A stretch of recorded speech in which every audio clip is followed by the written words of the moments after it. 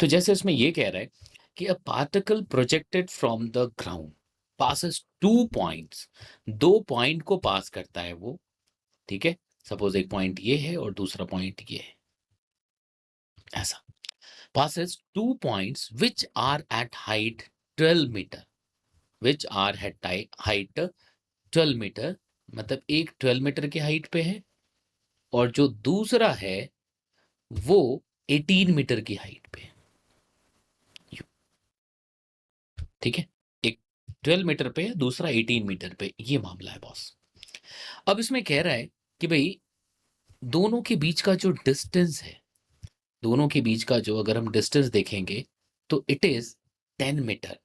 D जो है 10 metre, मतलब दोनों के बीच का जो डिस्टेंस है it is clearly 10 metre. What could be the minimum speed of projection, मतलब नीचे से कितने से प्रोजेक्ट किया गया होगा, प्रोजेक्ट करने की स्पीड मिनिमम कितनी होगी कि ऐसा हो पाए।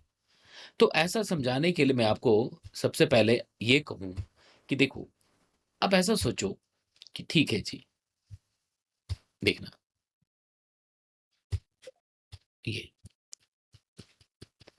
ये गिवन है, ये हाइट पता है, ठीक है जी हमने लिख दिया, ये डिस्टेंस पता है, ये भी लिख दिया। वैसे मैथ्स लगा, एकदम से मैथ्स पे आ जाए कि भाई फर्स्ट टाइम मैंने भी जब इसको अप्रोच किया था तो एकदम से मैथ्स पे लगा कि भाई चलो ठीक है, इक्वेशंस लिख करके फिर उसके बाद हम कुछ मैक्सिमा मिनिमा कर, बहुत टाइम टेकिंग था। ठीक है जी, हम इसको अगर ऐसा सोचे कि भाई ये एंगल तो हमें, मतलब थोड़ा सा सोचने की जरूरत है कि अगर हम ये एंगल देखें तो ये तो गिवन है, अगर हम ये थीटा एज्यूम करें तो ये तो पता है। क्यों भाई? क्योंकि ये 12 metre and this is 18 metre, एक 12 मीटर है दूसरा 18 मीटर है, तो आपको ये तो पता लग गया कि अच्छा ये 6 मीटर है। ठीक है, अब ये यहां से प्रोजेक्ट हुआ होगा और फिर ये ऐसा गया होगा, फिर ये ऐसा होकर के फिर ऐसा गया होगा। तो अगर मिनिमम की बात करनी है तो क्यों ना मैं ऐसा करूं कि भाई यहां से मिनिमम का मामला ढूंढ लूं कि यहां पे वेलोसिटी कितनी मिनिमम हो, मिनिमम कि पार्टिकल यहां तक पहुंचे, मिनिमम कितनी वेलोसिटी यहां पे हो कि पार्टिकल यहां तक पहुंचे। मतलब इसको एक इंक्लाइन प्लेन का मामला मान लिया जाए, ठीक है, इंक्लाइन प्लेन का मामला मान लिया जाए और उस इंक्लाइन प्लेन के रेंज को देखिएगा, समझिएगा, उस इंक्लाइन प्लेन पे मोशन के रेंज को 10 मीटर मान लिया जाए। ठीक है, मतलब इससे कम अगर ये v मैं उसके अकॉर्डिंग निकालूं कि R max if r max is 10 meter on the inclined plane, on the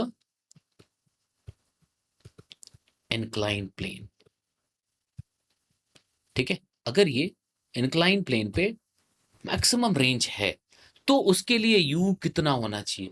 ठीक है, तो उसके लिए u कितना होना चाहिए, तो इसके लिए अब फॉर्मूला याद रखना होता है कि जब हम इंक्लाइन पे रेंज निकाल करके थोड़ा सा ट्रिको यूज करते हैं। ठीक है, तो आर मैक्स का जो फॉर्मूला आता है कि इंक्लाइन प्लेन पे जिसकी इंक्लिनेशन दी हो और स्पीड दी हो, तो उस गिवन स्पीड के लिए रेंज कितना मैक्सिमम हो सकता है, तो u square upon g 1 + sin θ, ये लिखना है आपको, ये याद रखना है क्योंकि डिराइव करने में टाइम लग जाएगा, है ना। इसको मैं यहां पर लिख दे रहा हूं ऐसे कि अगर इंक्लाइन प्लेन है जिसकी इंक्लिनेशन दी हुई है, अच्छा ये मेरे पीछे छुप गया, कोई नहीं, अगर इंक्लाइन प्लेन है जिसकी इंक्लिनेशन दी हुई है थीटा, और अगर हमारे पास स्पीड है, स्पीड पता है कि हम स्पीड यू से ही फेंक सकते हैं, तो मैक्सिमम डिस्टेंस जैसे कहते थे यू से हॉरिजॉन्टल पे जाने के लिए हमें 45 पे फेंकना होता था। तो यहाँ पे सबसे पहली चीज जो अगर ये एंगल पूछ ले कि कितने एंगल पे जाना चाहिए, अगर इस एंगल की बात करें, अगर ये अल्फा लिख लूं तो ये alpha should be equal to θ/2 + π/4 for r max. एक तो ये होना चाहिए, और अगर हम इसको भेज देंगे इतने एंगल पे तो ये जो डिस्टेंस ट्रैवल करेगा, जो रेंज बनाएगा उस इंक्लाइन प्लेन पे, वो मैक्स हो जाएगा।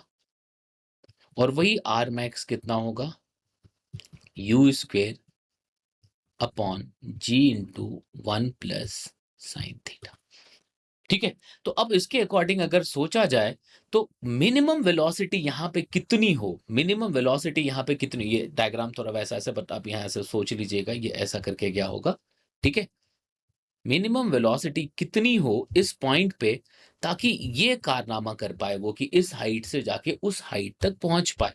तब मैं यही फॉर्मूला यूज कर दूंगा। और रेंज के लिए क्या मैं यहाँ पे लिख सकता हूं, 10 it is given, so 10 should be equal to u square upon g into 1 plus sine theta, कितना हो जाएगा 6/10 साइन थीटा। जो हमारे स्टूडेंट्स हैं उनको पता है साइन थीटा क्या है, नहीं मतलब कितनी मोहब्बत है साइन थीटा को मेरे से, 6/10 लिख सकते हैं। तो ये लिख दिया, तो यहाँ से यू स्क्वेयर को हम क्या लिख सकते हैं, ये हो जाएगा आई थिंक 16, 10 10 कैंसिल हो जाएगा, 16 इंटू जी, बस। अब इसके बाद वर्क एनर्जी का सहारा लेते हैं कि भाई अगर यहाँ पे हमें स्पीड पता है तो ग्राउंड से मिनिमम स्पीड कितनी दी गई होगी। तो मान लो यहाँ ग्राउंड से इसको v दी गई हो, u दी गई होगी, तो भाई किसी भी एंगल पे को एनर्जी कंजर्वेशन जैसी एक चीज है ना यार, जो ऑलवेज वैलिड है। तो अगर यहाँ से फेंका होगा, अब ये नहीं कि फिर से एक्स वाई करना शुरू कर लीजिएगा, भाई एनर्जी सबके डैडी जी है भाई, है ना। अगर बस उपयोग के लिए वो तैयार हो जाए, है ना। तो यहाँ से लिखेंगे तो हम क्या लिख सकते हैं, हाफ, ये क्या हो गया भाई, ये हाफ एम वी स्क्वेयर, मास हमने एज्यूम कर लिया, यू ना यहाँ पे यू लिखा है, कोई नहीं, ठीक है। तो half m u square should be equal to, वहां पे half m v square plus v हम निकाल चुके हैं, m g h, m g और हाइट तो दी हुई है 12, तो एम जो एज्यूम किया वो गया सबसे। ठीक है, तो अगर अब यहाँ पे देखा जाए तो हम लिख सकते हैं क्या, यू स्क्वेयर जो हमें फाइंड करना है, it should be equal to v square जो ऑलरेडी हम कैलकुलेट कर चुके हैं, v square root, sorry 10 into g, 10 into जी,